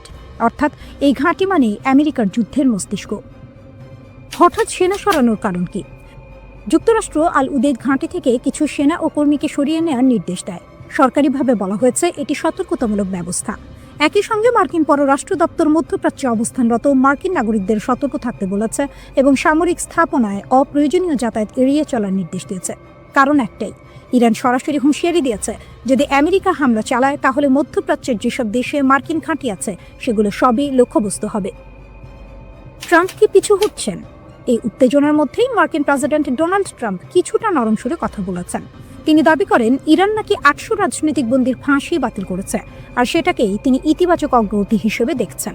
এক সাংবাদিক প্রশ্ন করেছিলেন, আপনি তো ইরানি বিক্ষোভকারীদের রাস্তায় নামতে বলেছিলেন, সাহায্যের কথাও বলেছিলেন, সেই সাহায্য কি এখনও আসছে? ট্রাম্পের উত্তর ছিল, আমরা দেখব। তারা 800 জনকে ফাঁসি দেয়নি, এটা বড় ব্যাপার। এতে মনে হচ্ছে ট্রাম্প হয়তো এখনই হামলার সিদ্ধান্ত নিচ্ছেন না। কিন্তু যুক্তরাষ্ট্রের সামরিক প্রস্তুতি কি যুদ্ধের ইঙ্গিত? কথার বাইরে বাস্তব চিত্র একেবারেই ভিন্ন। যুক্তরাষ্ট্র ইতিমধ্যে একটি এয়ারক্রাফট ক্যারিয়ার স্ট্রাইক গ্রুপ মধ্যপ্রাচ্যে পাঠিয়েছে। ইউএসএস আব্রাহাম লিঙ্কন সহ একাধিক যুদ্ধজাহাজ রওনা দিয়েছে। অন্তত 6টি আকাশে জ্বালানি সরবরাহকারী বিমান সৌদি আরবের দিকে যাচ্ছে। এগুলো কোনো সাধারণ মহড়া নয়, এগুলো যুদ্ধের প্রাক প্রস্তুতি বলেই মনে করছেন বিশ্লেষকরা। ফক্স নিউজ জানিয়েছে, যদি ট্রাম্প হামলার অনুমতি দেন তাহলে তা আগের যে কোনো অভিযানের চেয়ে অনেক বেশি ভয়ঙ্কর হতে পারে। আরব দেশগুলো কেন আতঙ্কিত? সবচেয়ে বড় বিষয় হলো যুক্তরাষ্ট্রের মিত্ররাই এখন হামলার বিরোধিতা করছে। সৌদি আরব, কাতার, ওমান সবাই ওয়াশিংটনকে বলছে পিছিয়ে যান, না হলে পুরো মধ্যপ্রাচ্য জ্বলে উঠবে। কারণ তারা জানে ইরান একা নয়, হামলা হলে প্রতিক্রিয়া আসবে বহু দিক থেকে। তাহলে যুদ্ধ কতটা কাছে? হোয়াইট হাউস বলছে সব খবরই অনুমানের ওপর ভিত্তি করে। তাদের বক্তব্য, ট্রাম্প ছাড়া কেউ জানে না তিনি কি করবেন। শক্তি, জেদ, অটলতা। ইরানের রাষ্ট্র টেলিভিশনে সম্প্রচারিত ছবি দেখাচ্ছে ইসলামী বিপ্লবী গার্ড কোরের স্থলবাহিনী স্থিরভাবে দাঁড়িয়ে আছে। শুধুমাত্র তেহরানের রাস্তা নয়, পুরো বিশ্বের দিকে একটি স্পষ্ট বার্তা, আমরা প্রস্তুত। এটি কোনো সাধারণ অনুষ্ঠান নয়, এটি ইরানের উত্তরের সীমান্তে সেনা শক্তির প্রদর্শনী। এ সময় যুক্তরাষ্ট্রের সাধারণ হুমকি কিছুটা নীরব। সৌদি আরব সহ উপসাগরীয় দেশগুলো প্রেসিডেন্ট ট্রাম্পকে আহ্বান জানিয়েছে, এখন আক্রমণ বন্ধ করুন, ইরানকে একটি সুযোগ দিন। কিন্তু তেহরান অপেক্ষা করছে না। আইআরজিসি এর উপস্থিতি কেবল প্রতীকী নয়, এটি একটি কৌশলগত বার্তা। আমাদের প্রতিরক্ষা অটল, শৃঙ্খলিত এবং সর্বদা প্রস্তুত। চাপ, নিষেধাজ্ঞা এবং অভ্যন্তরীণ আন্দোলনের পরেও ইরান শক্তি প্রদর্শন করছে। দূরদৃষ্টি কৌশলে কূটনীতি কিছু সময় কিনছে। মাঠে ইরান প্রতিটি সম্ভাব্য পরিস্থিতির জন্য প্রস্তুত। ইরানকে বাধ্য করা যাবে না, ইরানকে বিচ্ছিন্ন করা যাবে না। চাপের মুখে তেহরান পিছপা হব না। ওয়াশিংটন পরিকল্পনা পুনর্মূল্যায়ন করছে, উপসাগরীয় রাজধানীগুলো সতর্ক করছে, আর তেহরান রাজনৈতিক, সামরিক ও মানসিকভাবে প্রস্তুত। আমরা আপনাদের অবিলম্বে প্রত্যাহার করতে বলছি, এক পা এগোতে দেবেন না। যদি আমরা সত্যিই শুরু করি, শান্তি আলোচনা হবে না। 50 বছরের ক্ষতি, ধৈর্য, সভ্যতা সব অগ্রাহ্য করা হয়েছে। যদি আমরা আবার সেই পবিত্র প্রতিরক্ষা যুগে ফিরে যাই, সমস্যা এড়ানো যাবে না। এখনই থামুন, ফিরে যান। ইরান একটি বিচক্ষণ মহৎ জাতি, যুদ্ধ চাই না, কিন্তু প্রয়োজন হলে আমরা কাজ শেষ করব। সৌদি আরব, সংযুক্ত আরব আমিরাত, বাহরাইন, কাতার, তুরস্ক, ইরাকের সঙ্গে সম্পর্ক রাখব, কিন্তু এই অঞ্চলে কোনো মার্কিন ঘাঁটি নিরাপদ থাকবে না। ট্রাম্প যত এগোবেন, পরিস্থিতি তত খারাপ হবে। এই সময় যুক্তরাষ্ট্র মধ্যপ্রাচ্যে বিমান বাহিনী পাঠাচ্ছে। ট্রাম্পের আক্রমণ ঘড়ির কাঁটায়। ইউএসএস আব্রাহাম লিঙ্কন এগোচ্ছে। মধ্যপ্রাচ্যে এক নতুন ভূমিকম্প আসতে চলেছে। একটি ভুল পদক্ষেপ বিশ্বযুদ্ধের মতো পরিস্থিতি তৈরি করতে পারে। যুক্তরাষ্ট্রের সামরিক শক্তি প্রদর্শিত হচ্ছে। কমপক্ষে একটি এয়ারক্রাফট ক্যারিয়ার স্ট্রাইক গ্রুপ উপসাগরে পাঠানো হয়েছে। প্রতিবাদ ভেঙে পড়া তেহরানকে লক্ষ্য করে হামলা পরিকল্পিত। 6টি স্ট্র্যাটো ট্যাঙ্কার সৌদি আরবের দিকে যাচ্ছিল। একই সময়ে কাতারের আল উদেদ বিমান ঘাঁটি থেকে কিছু মার্কিন কর্মী সরানো হচ্ছে। এটি ছিল গত বছরের প্রতিশোধের মতোই সম্ভাব্য লক্ষ্য। ইরান বারবার সতর্ক করেছে যে কোনো মার্কিন হস্তক্ষেপ উপসাগরের ঘাঁটিতে হামলা করবে। এক ভুল হিসাব পুরো অঞ্চলকে যুদ্ধের দিকে ঠেলে দিতে পারে। প্রেস সেক্রেটারি কারেন লেভিট বললেন, ট্রাম্প পরিস্থিতি ঘনিষ্ঠভাবে পর্যবেক্ষণ করছেন। 800 জনের জীবন বাঁচানো হয়েছে। তিনি সব বিকল্প উন্মুক্ত রেখেছেন। ট্রাম্পও নিজেই জানিয়েছেন, নিষ্পত্তি নিশ্চিত নয়, পরিস্থিতি চলমান, আমরা দেখব। পাশাপাশি সৌদি আরব, কাতার এবং ওমান যুক্তরাষ্ট্রকে সতর্ক করছে, আক্রমণ পুরো অঞ্চলকে অস্থির করতে পারে। আল উদেদ ঘাঁটির সতর্কতা স্তর কমেছে। বিমান এবং কর্মীরা ধীরে ধীরে ফিরে আসছে। এই আন্দোলন ইরানের নেতৃত্বের জন্য সবচেয়ে বড় চ্যালেঞ্জ। অর্থনৈতিক অসন্তোষ থেকে শুরু হওয়া প্রতিবাদ দেশের সর্বত্র ছড়িয়ে পড়ে। ইরান বলছে, বাইরে থেকে প্রভাবিত করা হয়েছে ট্রাম্পকে যুদ্ধের ফাঁদে ফেলার জন্য। সিনেটর লিন্ডসে গ্রাহাম বলছেন, ট্রাম্প এখনও শক্তিশালী পদক্ষেপের জন্য প্রস্তুত। বিক্ষোভে জ্বলছে ইরান, হুমকি দিচ্ছেন ট্রাম্প। কিন্তু যুক্তরাষ্ট্র কি সত্যিই হামলা চালাতে পারবে? ভেনেজুয়েলার প্রেসিডেন্ট নিকোলাস মাদুরোর পতনের পর যুক্তরাষ্ট্রের প্রেসিডেন্ট ডোনাল্ড ট্রাম্প এবার দৃষ্টি ঘুরিয়েছেন ইরানের দিকে। 13 জানুয়ারি ট্রাম্প স্পষ্ট ভাষায় হুঁশিয়ারি দেন, ইরান যদি বিক্ষোভকারীদের হত্যা বন্ধ না করে তবে বড় মূল্য দিতে হবে। তিনি সরাসরি ইরানের জনগণকে উদ্দেশ্য করে বলেন, প্রতিবাদ চালিয়ে যাও, সাহায্য আসছে। এই বক্তব্য অনেকের মনে প্রশ্ন তুলেছে, যুক্তরাষ্ট্র কি ইরানে ভেনেজুয়েলার মতো কোনো অভিযান চালাতে চায়? ইরান কেন ভেনেজুয়েলা নয়? এই প্রশ্নের উত্তর বুঝতে হলে আগে ভেনেজুয়েলার পরিস্থিতি দেখতে হবে। ভেনেজুয়েলার পতনের অন্যতম কারণ ছিল দেশটির দুর্বল ও প্রায় অচল বিমান প্রতিরক্ষা ব্যবস্থা। রাশিয়ার দেয়া S-300VM ও BUK M2E সিস্টেম ঠিকভাবে রক্ষণাবেক্ষণ করা হয়নি। অনেক রাডার বছরের পর বছর কাজই করছিল না। ফলে যুক্তরাষ্ট্র খুব সহজেই কারাকাসের আকাশে বিশেষ বাহিনী নামাতে পেরেছিল। কিন্তু ইরান সম্পূর্ণ ভিন্ন একটি বাস্তবতা। ইরানের শক্তিশালী প্রতিরক্ষা দেয়াল। ইরান বহু বছর ধরে সম্ভাব্য হামলার জন্য প্রস্তুতি নিচ্ছে। আজ ইরানের কাছে রয়েছে রাশিয়ার S-300 ও আধুনিক S-400, চীনের HQ-9B দীর্ঘপাল্লার ক্ষেপণাস্ত্র, নিজস্ব তৈরি বাভার 373 এয়ার ডিফেন্স সিস্টেম। ইরানি সংসদ সদস্য আবুল ফজল জোরাভান্দ জানিয়েছেন, রাশিয়ার MiG-29 ইতিমধ্যে এসেছে, Su-35 আসছে পথে। চীন ও রাশিয়া বিপুল সংখ্যক এয়ার ডিফেন্স সিস্টেম সরবরাহ করছে। HQ-9B ক্ষেপণাস্ত্র রেঞ্জ প্রায় 300 কিলোমিটার। বাভার 373 এর রেঞ্জও 300 কিলোমিটারের বেশি বলে দাবি করা হয়। 2025 সালের যুদ্ধে ইসরায়েলের হামলার পর ইরান এই প্রতিরক্ষা আরও শক্ত করেছে। ক্ষেপণাস্ত্র শক্তি ইরানের সবচেয়ে বড় হাতিয়ার। ইরানের কাছে প্রায় 2000 ব্যালিস্টিক ক্ষেপণাস্ত্র রয়েছে বলে ধারণা করা হয়। অনেক ক্ষেপণাস্ত্র ঘাঁটি পাহাড়ের গভীরে লুকানো, যেগুলো ধ্বংস করা প্রায় অসম্ভব। ইরানের রিভলিউশনারি গার্ড বলছে, তারা এখন যে কোনো যুদ্ধের জন্য সর্বোচ্চ প্রস্তুত। যুক্তরাষ্ট্রের সীমাবদ্ধতা। 2025 সালের মতো পরিস্থিতি এখন নেই। এই মুহূর্তে উপসাগরে কোনো মার্কিন এয়ারক্রাফট ক্যারিয়ার নেই। USS গার্ল্যান্ড R-4 পাঠানো হয়েছে ক্যারিবিয়ানে। USS নিমেটস রয়েছে নিজ দেশে। ইরানে হামলা চালাতে হলে যুক্তরাষ্ট্রকে কাতার, বাহরাইন, সৌদি আরব, সংযুক্ত আরব আমিরাত বা ইরাকের ঘাঁটির ওপর নির্ভর করতে হবে। কিন্তু ইরান আগেই সতর্ক করে দিয়েছে, এই দেশগুলোর ঘাঁটিও হামলার লক্ষ্য হবে। এই অঞ্চলে যুক্তরাষ্ট্রের প্রায় 40,000 সেনা রয়েছে। যে কোনো হামলায় তারা বড় ঝুঁকিতে পড়বে। B-2 বোমারু বিমান দিয়ে দূর থেকে হামলা সম্ভব হলেও তা অতিরিক্ত ধ্বংসাত্মক এবং রাজনৈতিকভাবে বিপজ্জনক। সবচেয়ে গুরুত্বপূর্ণ বিষয়, ট্রাম্প স্পষ্ট করে বলেছেন, মাটিতে সেনা নামানো হবে না। খামেনিকে হত্যা বা আটক কতটা বাস্তব? ভেনেজুয়েলার মতো করে ইরানের সর্বোচ্চ নেতা আয়াতুল্লাহ আলী খামেনিকে আটক করা প্রায় অসম্ভব। ইরান ভৌগোলিকভাবে বিশাল। দেশটি বহু স্তরের প্রতিরক্ষার ভেতরে আবদ্ধ। খামেনিকে হত্যা করা তুলনামূলক সহজ হতে পারে, কিন্তু সেটি ভয়াবহ যুদ্ধ ডেকে আনবে। এমনকি ইরান আগেই উত্তরসূরি পরিকল্পনা তৈরি করে রেখেছে। ট্রাম্প প্রকাশ্যে কঠোর কথা বলছেন, হুমকি দিচ্ছেন, ইরানের জনগণকে সাহস দিচ্ছেন। কিন্তু বাস্তবে যুক্তরাষ্ট্রের বিকল্প খুব সীমিত। ইরানের শক্তিশালী প্রতিরক্ষা, চীন রাশিয়ার সমর্থন এবং মধ্যপ্রাচ্যে যুদ্ধ ছড়িয়ে পড়ার ভয়, সব মিলিয়ে ওয়াশিংটনের সামনে রাস্তা খুবই সংকীর্ণ। হুমকি দেওয়া সহজ, কিন্তু ইরানে হামলা চালানো তা অনেক বেশি কঠিন। অনেক সময় যুদ্ধ ট্যাঙ্ক আর মিসাইল দিয়ে শুরু হয় না, যুদ্ধ শুরু হয় ইন্টারনেট দিয়ে। ইরান ও আমেরিকার চলমান চরম উত্তেজনার মধ্যে ঠিক এমনই এক প্রযুক্তিগত যুদ্ধ শুরু হয়েছিল। সামরিক আগ্রাসনের আগেই এই যুদ্ধে বড় ধাক্কা খায় যুক্তরাষ্ট্র। এই যুদ্ধে ওয়াশিংটন তাদের সবচেয়ে শক্তিশালী অস্ত্র হিসেবে মাঠে নামায় বিশ্বের শীর্ষ ধনী এলন মাস্ককে। পরিকল্পনাটা ছিল পরিষ্কার। ইরানে চলমান সরকার বিরোধী বিক্ষোভের সময় যখন আন্দোলন ছড়িয়ে পড়তে শুরু করে, তখন ইরান সরকার দেশ জুড়ে ইন্টারনেট ব্ল্যাকআউট জারি করে। উদ্দেশ্য একটাই, আন্দোলনকারীরা যেন অনলাইনে সংগঠিত হতে না পারে। আর ঠিক সেই মুহূর্তে ডিজিটাল নায়ক হয়ে হাজির হন এলন মাস্ক। ওয়াশিংটনের সবুজ সংকেত পেয়ে তিনি ঘোষণা দেন ইরানে স্টারলিংক স্যাটেলাইট ইন্টারনেট চালু করা হবে। আমেরিকার ধারণা ছিল ইরান সরকার ব্রডব্যান্ড, মোবাইল ডেটা বন্ধ করলেও আকাশ থেকে আসা স্যাটেলাইট সিগন্যাল তারা থামাতে পারবে না। অর্থাৎ তেহরানের সেন্সরশিপের দেয়াল ভাঙতে স্টারলিংককে অস্ত্র হিসেবে ব্যবহার করা হবে। অনেকেই ভেবেছিলেন ইরানের মতো একটি দেশের পক্ষে আধুনিক স্যাটেলাইট ইন্টারনেট ঠেকানো সম্ভব নয়।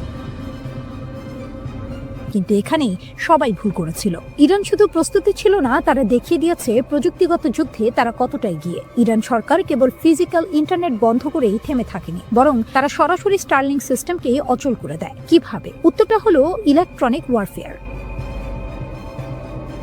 ইরানের সামরিক বাহিনী নির্দিষ্ট এলাকায় স্টারলিংকের ব্যবহৃত ফ্রিকোয়েন্সি জ্যাম করে দেয়। এর ফলে স্যাটেলাইট আকাশে থাকলেও মাটিতে থাকা টার্মিনালগুলো সিগন্যাল রিসিভ করতে পারেনি। স্টারলিংক চালাতে যে ডিশ বা টার্মিনাল দরকার, সেগুলো যখনই সিগন্যাল পাঠানোর চেষ্টা করেছে, ইরানের রেডিও ফ্রিকোয়েন্সি ট্র্যাকিং সিস্টেম সেগুলো শনাক্ত করে ফেলেছে। অর্থাৎ কে কোথায় স্টারলিংক ব্যবহার করছে তা ইরান আগেই বুঝে গেছে। ফলে শুধু ব্যবহারকারীরাই নয়, এই ঘটনায় অপ্রস্তুত হয়ে পড়ে আমেরিকাও।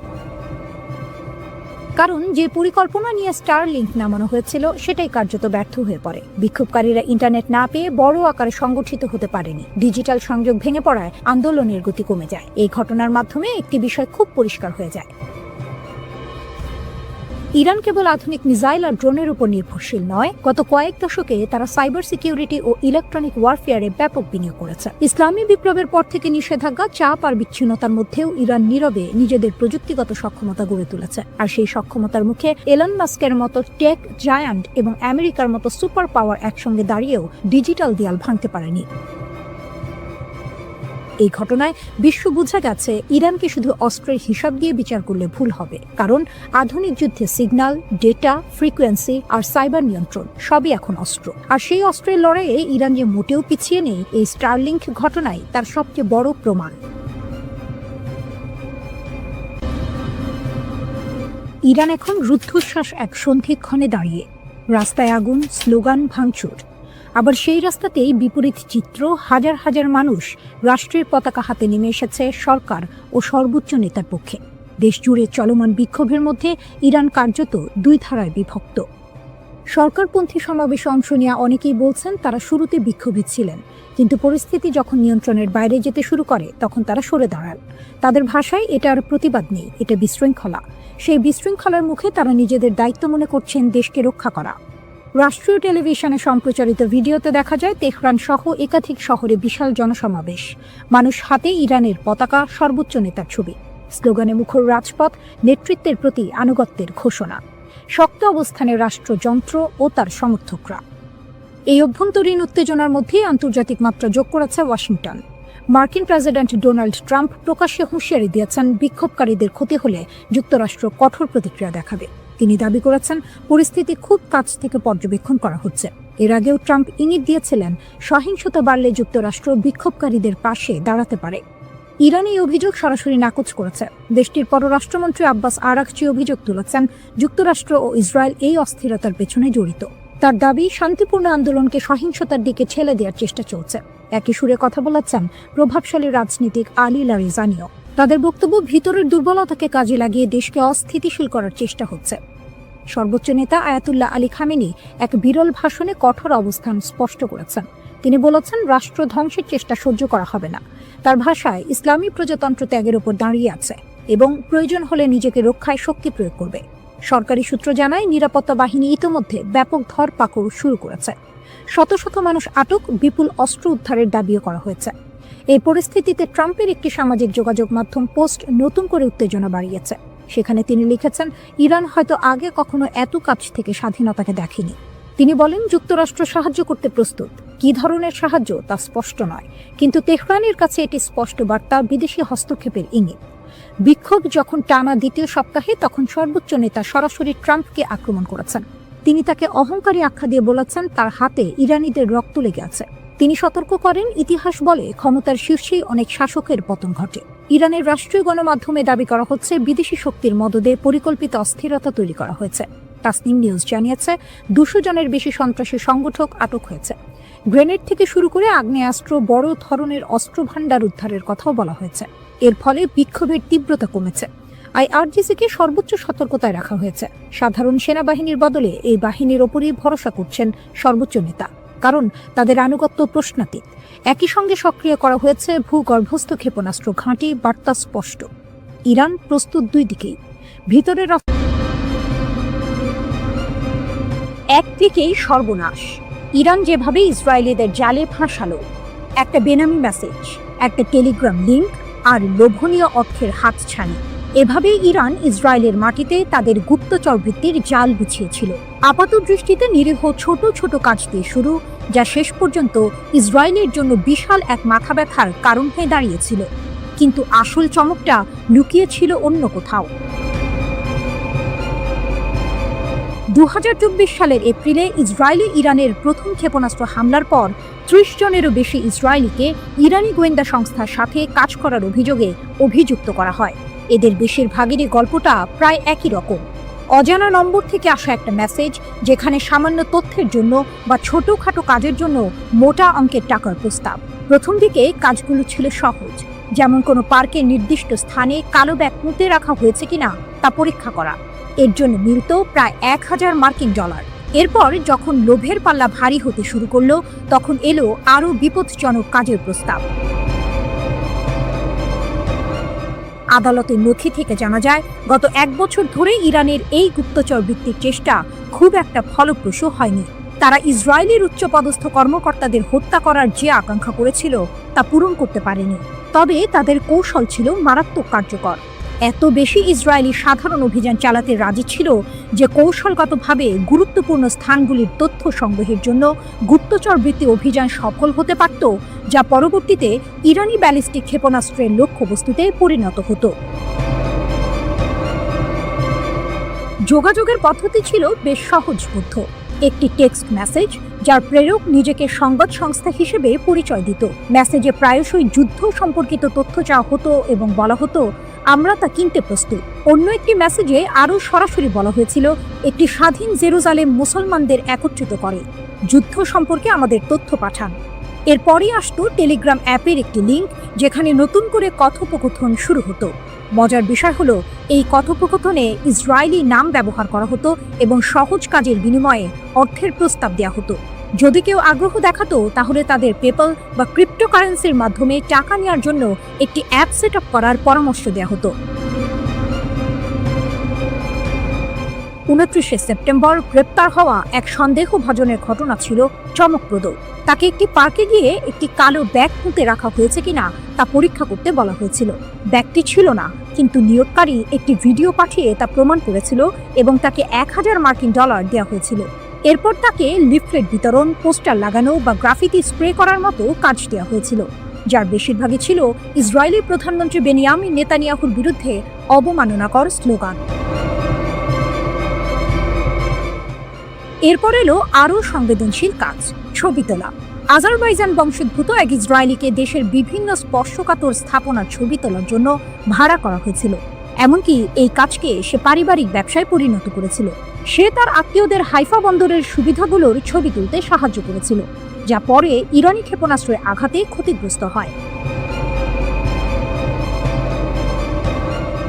72 বছর বয়সী মরতে চাই মতি মামান এর ঘটনাটি ছিল আরও নাটকীয়। তার অর্থের প্রয়োজন ছিল এবং তুরস্কের 2 ব্যবসায়ী ভাইয়ের মাধ্যমে তার পরিচয় হয় এডি নামের এক ইরানি ব্যবসায়ীর সাথে। এডি শুকনো ফল এবং মশলা আমদানি করত। মামানকে সাইপ্রাস হয়ে সামান্দাগে উড়ে যেতে বলা হয়। এরপর তাকে তুরস্কের ইউকসেকোভা শহরে নিয়ে যাওয়া হয়, যেখানে সে একটি হোটেলে ছিল। এডি মামানকে জানায় যে ইসরায়েলিদের ইরানে পাচার করার একটি উপায় আছে। মামান রাজি হয় এবং একটি ট্রাকে লুকিয়ে ইরানে প্রবেশ করে। সেখানে এডি এবং একজন দ্বিতীয় ইরানি কর্মকর্তা মামানের সাথে একটি বিলাসবহুল হোটেলে দেখা করে এবং 3টি কাজের জন্য তাকে $1000 প্রস্তাব দেয়। ইসরায়েলের নির্দিষ্ট স্থানে টাকা বা বন্দুক রেখে আসা, জনাকীর্ণ স্থানের ছবি তোলা এবং অন্যান্য এজেন্টদের হুমকি দেয়া, যারা শত্রুতাপূর্ণ মিশন পরিচালনার জন্য ইরান থেকে তহবিল পেয়েছিল কিন্তু আসলে তাদের মিশন সম্পাদন করেনি।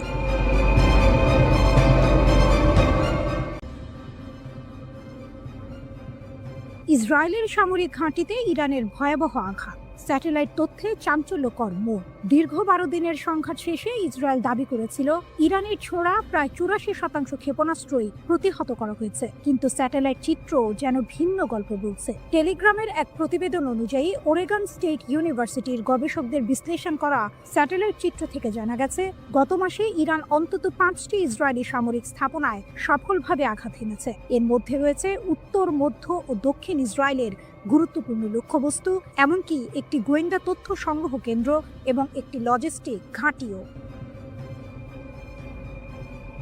রাডার স্যাটেলাইট ডেটা, লুকানো সত্যের উন্মোচন। এক চাঞ্চল্যকর তথ্য উঠে এসেছে রাডার স্যাটেলাইট ডেটার ভিত্তিতে। এই ডেটা ক্ষেপণাস্ত্র হামলার সাথে সামঞ্জস্যপূর্ণ বিস্ফোরণের ক্ষয়ক্ষতি স্পষ্টভাবে চিহ্নিত করেছে। ইসরায়েলি সামরিক বাহিনী কঠোর সেন্সরশিপ আইনের কারণে এই হামলার তথ্য আগে প্রকাশ করেনি। এমনকি যোগাযোগ করা হলে ইসরায়েলি সেনাবাহিনী এই বিষয়ে কোনো মন্তব্য করতে অস্বীকৃতি জানিয়েছে। ইসরায়েলি সামরিক সেন্সরশিপ আইন সক্রিয় সংঘাতের সময় সংবেদনশীল নিরাপত্তা তথ্য প্রকাশে কঠোর বিধিনিষেধ আরোপ করে, যা এই গোপনীয়তার মূল কারণ। বিমান প্রতিরক্ষা ব্যবস্থার দুর্বলতা, কৌশলগত বিপর্যয়। টেলিগ্রাফের প্রতিবেদন আরও বলছে, সংঘাতের প্রথম 8 দিনে ইরানের ক্রমবর্ধমান সংখ্যক ক্ষেপণাস্ত্র ইসরায়েলের বহুল আলোচিত বিমান প্রতিরক্ষা ব্যবস্থায় সফলভাবে প্রবেশ করেছে। বিশ্লেষকরা মনে করছেন সীমিত ইন্টারসেপ্টর ক্ষেপণাস্ত্র সরবরাহ, ইরানের আরও উন্নত প্রযুক্তি অথবা আক্রমণ কৌশলের পরিবর্তনের কারণে এটি ঘটেছে। ইরান ইসরায়েলের বিমান প্রতিরক্ষা ব্যবস্থাকে পরাজিত করার জন্য এক অভিনব কৌশল ব্যবহার করেছে, ড্রোন এবং ক্ষেপণাস্ত্র হামলা। এই কৌশল অনুযায়ী আত্মঘাতী ড্রোনগুলো প্রথমে নিক্ষেপ করা হয়, যা ইসরায়েলি প্রতিরক্ষা ব্যবস্থাকে ব্যস্ত ও বিভ্রান্ত করে তোলে। যখন প্রতিরক্ষা ব্যবস্থা ড্রোনগুলোকে প্রতিহত করতে ব্যস্ত থাকে, তখন মূল ক্ষেপণাস্ত্রগুলো সফলভাবে লক্ষ্যবস্তুতে আঘাত হানে। নাম প্রকাশ না করার শর্তে টেলিগ্রাফকে একজন জ্যেষ্ঠ ইরানি কর্মকর্তা বলেছেন, এই ড্রোন ব্যবহার ছিল ইসরায়েলি প্রতিরক্ষা ব্যবস্থাকে পরাস্ত করার একটি ইচ্ছাকৃত কৌশল। ড্রোন নিক্ষেপের মূল লক্ষ্য হলো তাদের সিস্টেমগুলোকে ব্যস্ত রাখা, ওই কর্মকর্তা বলেন। সংঘাতের অপ্রত্যাশিত বাঁক, ইরানের প্রতিশোধ ও মার্কিন যুক্তরাষ্ট্রের হস্তক্ষেপ। 13 জুন ইসরায়েলি সরকার ইরানের বিরুদ্ধে বেআইনি আগ্রাসন শুরু করে, যার ফলে অনেক জ্যেষ্ঠ কমান্ডার, পারমাণবিক বিজ্ঞানী এবং সাধারণ নাগরিক নিহত হন। এর প্রতিক্রিয়ায় ইরান 24 ঘন্টারও কম সময়ের মধ্যে ক্ষেপণাস্ত্র ও ড্রোন হামলা চালিয়ে প্রতিশোধ নেয়। এরপর ট্রু প্রমিস 3 এর অধীনে ধারাবাহিক প্রতিশোধমূলক অভিযান চালানো হয়। যুদ্ধ আরও তীব্র হয় যখন 22 জুন মার্কিন যুক্তরাষ্ট্র ইসরায়েলের পক্ষে যুদ্ধে প্রবেশ করে। মার্কিন বোমারু বিমান আন্তর্জাতিক আইন লঙ্ঘন করে 3টি ইরানি পারমাণবিক স্থাপনায় আঘাত হানে। এর জবাবে ইরান আত্মরক্ষার জন্য কাতারের আল উদেইদ বিমান ঘাঁটিতে ক্ষেপণাস্ত্র হামলা চালায়, যা পশ্চিম এশিয়ার বৃহত্তম মার্কিন সামরিক বিমান ঘাঁটি। অবশেষে যুদ্ধবিধ্বস্ত ইসরায়েলি সরকার 24 জুন একতরফাভাবে একটি যুদ্ধবিরতি চুক্তি মেনে নিতে বাধ্য হয়।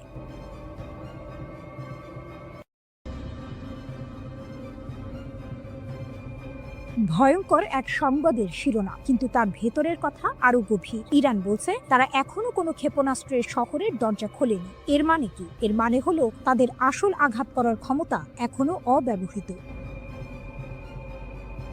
ইরানের নীরব সংকেত যে হামলা এখনো হয়নি। ইরান বরাবরই বলে আসছে তাদের সশস্ত্র বাহিনীর প্রতিটি পদক্ষেপ সুদূর প্রসারী পরিকল্পনার অংশ, তাৎক্ষণিক প্রতিশোধ নয়। যখন ইসরায়েলি দখলদারিত্ব যুদ্ধের শেষ দিনে ইরানের নিরাপত্তা কেন্দ্রগুলোতে হামলা চালায়, তখন বিশ্ব অবাক হয়েছিল ইরানের শান্ত প্রতিক্রিয়ায়। কিন্তু ইরানের এই আপাত নীরবতার পেছনে লুকিয়ে আছে এক গভীর কৌশল। ফজলির কথা স্পষ্ট, পারমাণবিক অস্ত্রের ক্ষেত্রে ইরানের প্রযুক্তিগত জ্ঞান রয়েছে, কিন্তু তাদের আদর্শিক নীতি এর ব্যবহার বা তৈরির বিপক্ষে। এই কথাগুলো আপাত দৃষ্টিতে শান্তি এবং সংযমের বার্তা দিলেও এর ভেতরের টুইস্ট হলো প্রযুক্তিগত জ্ঞান আছে মানে হলো তারা চাইলে তা করতে সক্ষম। এটি ইসরায়েল এবং পশ্চিমা দেশগুলোর জন্য এক শীতল সতর্কবার্তা। ইউরেনিয়াম সমৃদ্ধকরণ আপোষ নেই। ইরানের উপপররাষ্ট্রমন্ত্রী মাজিদ তখত রাভাঞ্চি জোর দিয়ে বলেছেন, মার্কিন ইসরায়েলি হামলা সত্ত্বেও ইরান তার পারমাণবিক কর্মসূচিতে অটল। তারা জাতীয় চাহিদা অনুযায়ী ইউরেনিয়াম সমৃদ্ধকরণ চালিয়ে যাবে। এর অর্থ আমেরিকা বা ইসরায়েলের কোনো হুমকি ইরানকে তার পথ থেকে সরাতে পারছে না। এটি কেবল একটি বিবৃতি নয়, এটি এক ধরনের চ্যালেঞ্জ। তখত রাভাঞ্চি বলেছেন, ইরান সংলাপের জন্য উন্মুক্ত, কিন্তু এখানেও আছে একটি বড় শর্ত। ভবিষ্যতের আলোচনার জন্য আমেরিকার পক্ষ থেকে বিশ্বাসযোগ্য গ্যারান্টি প্রয়োজন। ইরান চায় আমেরিকা তাদের বোঝাক যে আলোচনার সময় তারা সামরিক শক্তি ব্যবহার করবে না। এটি ইরানের পক্ষ থেকে একটি কড়া বার্তা। যদি আমেরিকা ইরানের বিশ্বাস অর্জন করতে না পারে, তাহলে আলোচনার কোনো সম্ভাবনাই নেই। এই শর্তটি অত্যন্ত গুরুত্বপূর্ণ, কারণ এটি স্পষ্ট করে দিচ্ছে যে ইরান শুধুমাত্র কথার কথা নয়, কাজের প্রমাণ চাইছে।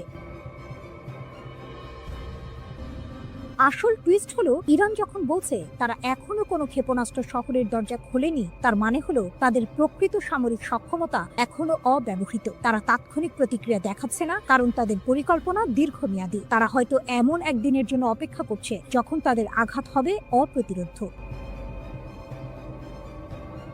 পারমাণবিক অস্ত্রের প্রযুক্তিগত জ্ঞান থাকা সত্ত্বেও তা ব্যবহার না করার কথা বলা, কিন্তু ইউরেনিয়াম সমৃদ্ধকরণ চালিয়ে যাওয়া, এই দুইয়ের মধ্যে একটি সূক্ষ্ম টানাপোড়েন রয়েছে। ইরান হয়তো বোঝাতে চাইছে যে তাদের ক্ষমতা আছে, কিন্তু তারা তা সংযত রাখছে। এই সংযমই তাদের সবচেয়ে বড় কৌশলগত অস্ত্র। তারা সংলাপের জন্য উন্মুক্ত, কিন্তু শর্ত দিচ্ছে আমেরিকার বিশ্বাসযোগ্যতার উপর। এর মানে ইরান দুর্বল নয়, বরং তারা চাইছে শক্তিশালী অবস্থানের ভিত্তিতে আলোচনা করতে। আগামী দিনে এই পরিস্থিতি কোন দিকে মোড় নেয় তা দেখার জন্য বিশ্ব অধীর আগ্রহে অপেক্ষা করছে। ইরান বলছে ইসরায়েলের সাথে যুদ্ধে ব্যবহৃত ক্ষেপণাস্ত্র শক্তির মাত্র 1/4। ব্রিগেডিয়ার জেনারেল আলী ফজলি দাবি করেছেন, সেজ্জিল ক্ষেপণাস্ত্র ইসরায়েলকে অবাক করে দিয়েছিল। তিনি জানিয়েছেন, ইরান বছরের পর বছর ধরে শত্রুর সাথে যে কোনো সম্ভাব্য সংঘর্ষের জন্য প্রস্তুতি নিচ্ছে।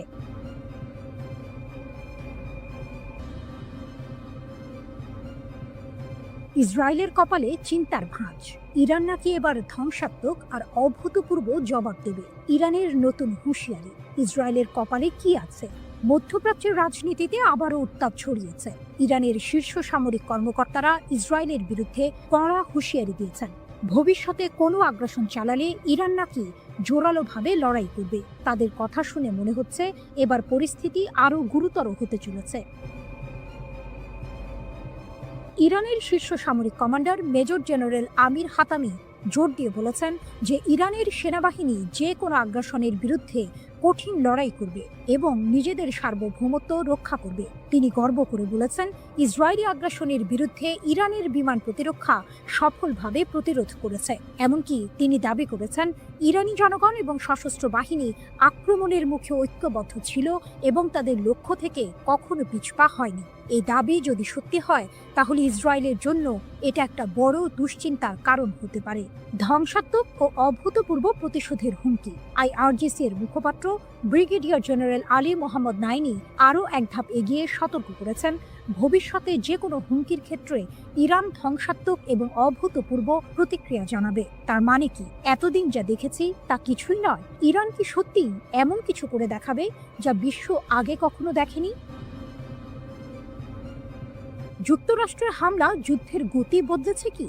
এদিকে ইরানে যুক্তরাষ্ট্র ও ইসরায়েলের যৌথ আগ্রাসনের বহু মাত্রিকতা বিশ্লেষণে রুশ একাডেমি অফ সায়েন্সের ইনস্টিটিউট অফ ওরিয়েন্টাল স্টাডিজের গবেষক লানা রাওয়ান্ডি ফাদাই বার্তা সংস্থা মেহেরের সঙ্গে বিস্তারিত কথা বলেছেন। রুশ বিশ্লেষকের মতে, পারমাণবিক স্থাপনায় মার্কিন হামলা ছিল মূলত সাজানো নাটক।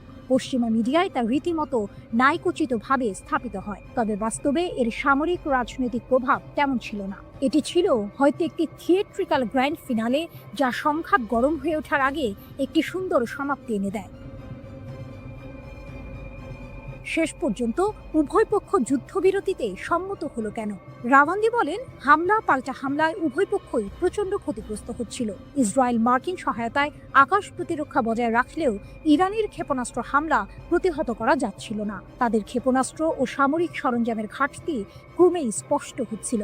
এর মাঝে ইরানের হরমুজ প্রণালী বন্ধের হুমকি ও ইয়েমেনি হুথিদের যুক্তরাষ্ট্রের বিরুদ্ধে চুক্তি বাতিল যুদ্ধকে আরও বিস্তৃত করে ফেলতে পারত। এই ঝুঁকি ট্রাম্প প্রশাসনকে একটি দ্রুত সমাপ্তি চাওয়ার দিকে ঠেলে দেয়। এছাড়া রাশিয়া, চীন, কাতার, তুরস্ক, আজারবাইজান সহ একাধিক দেশ কূটনৈতিক চাপ সৃষ্টি করে। ইরানের প্রতিশোধমূলক ক্ষেপণাস্ত্র হামলায় তেল আবিবের দক্ষিণে রিহোবেদ শহরে ইসরায়েলের বিখ্যাত সামরিক সংশ্লিষ্ট গবেষণাগার বাইসমান ইনস্টিটিউট অফ সায়েন্স পুরোপুরি ধ্বংস হয়ে গেছে। ইরানের সরকারি টেলিভিশন চ্যানেল প্রেস টিভির এক প্রতিবেদনে এর বিস্তারিত তুলে ধরা হয়েছে। এতে বলা হয়েছে, সামরিক শিল্প কমপ্লেক্সের সঙ্গে নিবিড়ভাবে যুক্ত ইসরায়েলি শাসন ব্যবস্থার বৈজ্ঞানিক ও সামরিক গবেষণার মূল ভিত্তি হিসেবে গড়ে ওঠা এই প্রতিষ্ঠানটি এখন কার্যত অচল ও বিধ্বস্ত। ইসরায়েলি সংবাদ মাধ্যমের তথ্য অনুসারে ইরানের সুনির্দিষ্ট এই হামলাকে ভুল করে আক্রমণ হিসেবে দেখা হচ্ছে না, বরং এর লক্ষ্য ছিল পদার্থবিদ্যা, বায়োটেকনোলজি ও কৃত্রিম বুদ্ধিমত্তা সহ সামরিক গবেষণার গুরুত্বপূর্ণ এই কেন্দ্রটিকে গুঁড়িয়ে দেয়া।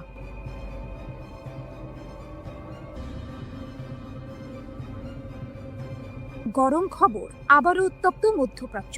ইসরায়েল যদি ফের কোনো ভুল করে তাহলে নাকি আরও কঠিন থাপ্পড় খাবে, এমনটাই হুমকি দিলেন ইরানের শীর্ষ জেনারেল আব্দুর রহিম মুসাভি। শুনে মনে হচ্ছে এবার বুঝি আর ছোটখাটো হুমকি নয়, আসল যুদ্ধের দামামা বাজছে। লেবাননের একটি টিভি চ্যানেলে দেওয়া সাক্ষাৎকারে ইরানের সশস্ত্র বাহিনীর প্রধান major general Abdur Rahim Musavi সরাসরি হুমকি দিয়েছেন ইসরায়েলকে। তার কথা পরিষ্কার, গত মাসে ইসরায়েল আর আমেরিকার হামলার জবাবে ইরান নাকি তাদের সব শক্তি ব্যবহার করেনি, অর্থাৎ যা হয়েছে তা নাকি ছিল শুধু ট্রেলার। যদি ইসরায়েল আবার একই ভুল করে তাহলে ইরান জাতি আর তাদের সেনাবাহিনী নাকি ইসরায়েলকে আরও কঠিন থাপ্পড় দেবে। 13ই জুন ইসরায়েল বিনা প্ররোচনায় ইরানের উপর হামলা চালায়। সেই হামলায় সামরিক কমান্ডার থেকে শুরু করে পরমাণু বিজ্ঞানী এমনকি সাধারণ মানুষও মারা যান। এর এক সপ্তাহ পর যুক্তরাষ্ট্র যুদ্ধে নেমে পড়ে। আন্তর্জাতিক আইন, জাতিসংঘ সনদ সবকিছু তোয়াক্কা না করে তারা ইরানের 3টি পরমাণু স্থাপনায় বোমা হামলা চালায়। যখন ইসরায়েল আর যুক্তরাষ্ট্র হামলা চালাচ্ছে তখন কি ইরান চুপচাপ বসেছিল? মোটেও না। প্রতিশোধ হিসেবে ইরানের সশস্ত্র বাহিনী ইসরায়েলের দখলে থাকা কৌশলগত স্থাপনাগুলোতে আঘাত হানে। এখানেই শেষ নয়, পশ্চিম এশিয়ার সবচেয়ে বড় মার্কিন সামরিক ঘাঁটি কাতারের আল উদেইদ মার্কিন ঘাঁটিকেও তারা টার্গেট করে। এটা শুনে নিশ্চয়ই অনেকেই অবাক হচ্ছেন। ইরান এতদিন ধরে শুধু হুমকি দিয়ে আসছিল, কিন্তু এবার তারা সরাসরি পাল্টা হামলা চালিয়েছে। 24 জুন ইরান সফলভাবে প্রতিশোধমূলক অভিযান চালিয়ে ইসরায়েল এবং যুক্তরাষ্ট্রের হামলা বন্ধ করতে সক্ষম হয়। শীর্ষ জেনারেলের দাবি, ইসরায়েল নাকি যুদ্ধবিরতির জন্য অনুরোধ করতে বাধ্য হয়েছিল যাতে তারা নিজেদের গুছিয়ে নিতে পারে। এই তথ্য যদি সত্যি হয় তাহলে পরিস্থিতি কিন্তু আরো ঘোলাটে, কারণ এতদিন আমরা যা জেনে এসেছিলাম তার চেয়ে আসল চিত্রটি হয়তো আরো ভিন্ন। যুক্তরাষ্ট্রের প্রত্যক্ষ সমর্থনেই মূলত ইরানে হামলা চালায় যুদ্ধবাজ ইসরায়েল। তবে পরের দিকে এই আগ্রাসন প্রবল প্রতিরোধের মুখে পড়ে এবং শেষ পর্যন্ত আন্তর্জাতিক কূটনীতির মাধ্যমে একটি যুদ্ধবিরতিতে পৌঁছায়।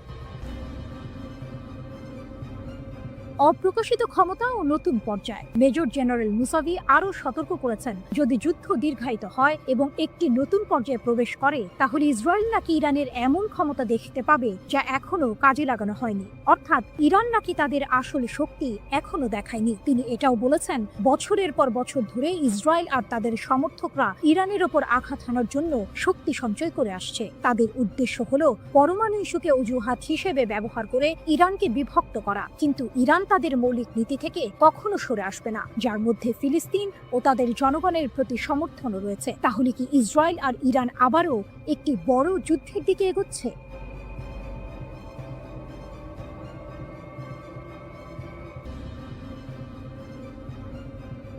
ইরান স্পষ্ট জানিয়ে দিয়েছে, ইসরায়েলের সঙ্গে তাদের পরবর্তী সংঘাত হবে চূড়ান্ত সংঘর্ষ।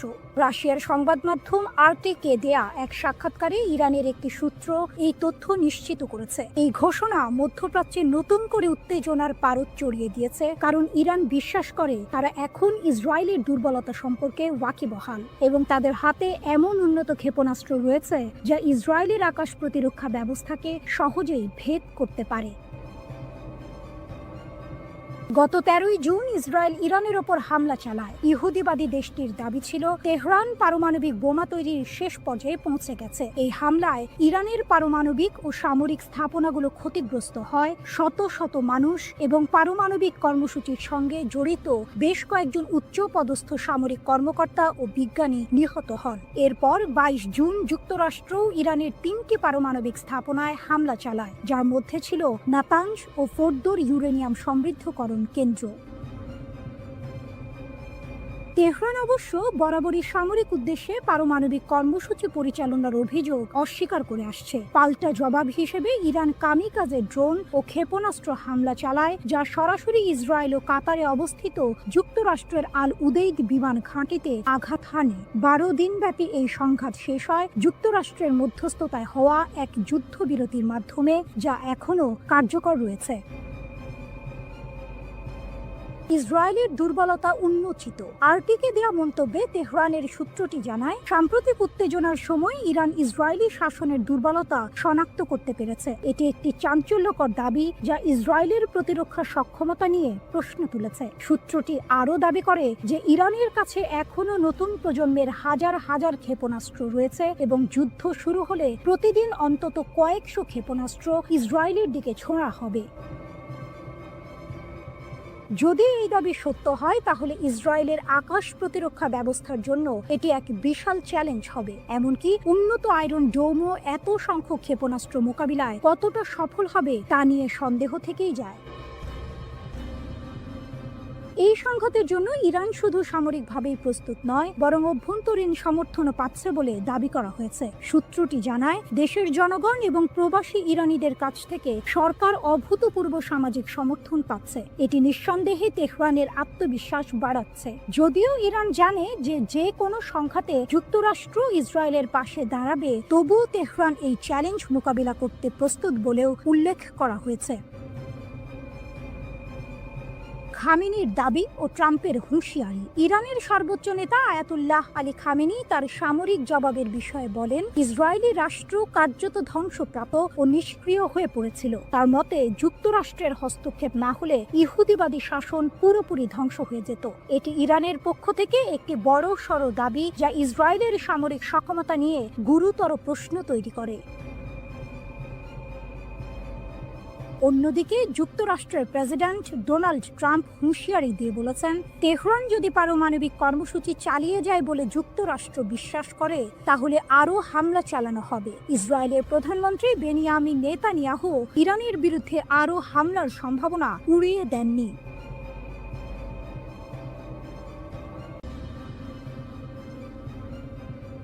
মোসাদ এজেন্টদের জালে ইরান, বিপুল অস্ত্রসহ গ্রেপ্তার 50।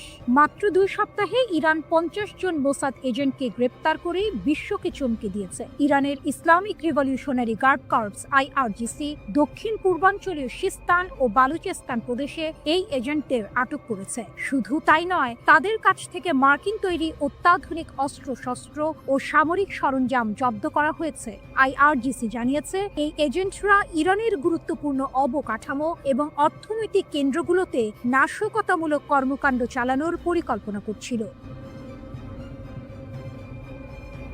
অস্ত্র পাচারের বিশাল চেষ্টা ব্যর্থ, 22,000 গুলিসহ আটক 3। এই ঘটনার পাশাপাশি ইরানের পশ্চিম লোরেস্তান প্রদেশের পুলিশ সামরিক গোলা বারুদের একটি বিশাল পাচার চক্র ভেঙে দিয়েছে। পোল-ই-দোখতার শহরে একটি অভিযানে 22,000-এরও বেশি কালাশনিকভ গুলি জব্দ করা হয়েছে এবং 3 জন সন্দেহভাজনকে গ্রেপ্তার করা হয়েছে। লোরেস্তানের পুলিশ প্রধান ব্রিগেডিয়ার জেনারেল ইয়াহিয়া এলাহি জানিয়েছেন, পুলিশ গোয়েন্দা ইউনিটগুলো একটি মহাসড়কে 2টি গাড়ির সন্দেহজনক কার্যকলাপ লক্ষ্য করে এই অভিযান শুরু করে। পাচারকারীরা পালিয়ে যাওয়ার চেষ্টা করলেও পুলিশ গুলি চালিয়ে তাদের গাড়ি নিষ্ক্রিয় করে এবং সফলভাবে তাদের আটক করে। ধারণা করা হচ্ছে, এই গোলাবারুদ ইরানের পশ্চিমাঞ্চল থেকে লোড করে দেশের দক্ষিণাঞ্চলে পাচারের উদ্দেশ্যে ছিল, যা একটি বৃহত্তর অস্ত্র পাচার নেটওয়ার্কের অংশ।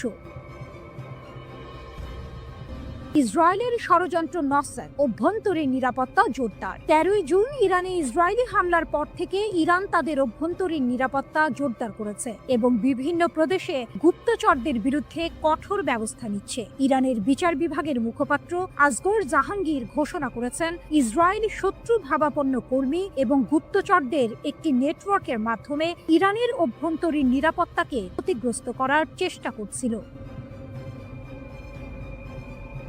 তাদের লক্ষ্য ছিল সামরিক হামলার পাশাপাশি দেশে বিশৃঙ্খলা ও নাশকতামূলক কর্মকাণ্ড চালানো। জাহাঙ্গীর দৃঢ়তার সাথে বলেছেন যে বিচার বিভাগীয় এবং নিরাপত্তা সংস্থাগুলোর সিদ্ধান্তমূলক পদক্ষেপের কারণে এই সমস্ত ষড়যন্ত্র ব্যর্থ করা হয়েছে। তিনি আরও জানান, বিশ্বাসঘাতকদের বিচার করতে এবং ইসরায়েলের সাথে যুক্ত ভার্চুয়াল অ্যাকাউন্টগুলো ট্র্যাক করার জন্য প্রদেশগুলোতে বিশেষ বিচার বিভাগীয় শাখা খোলা হয়েছে।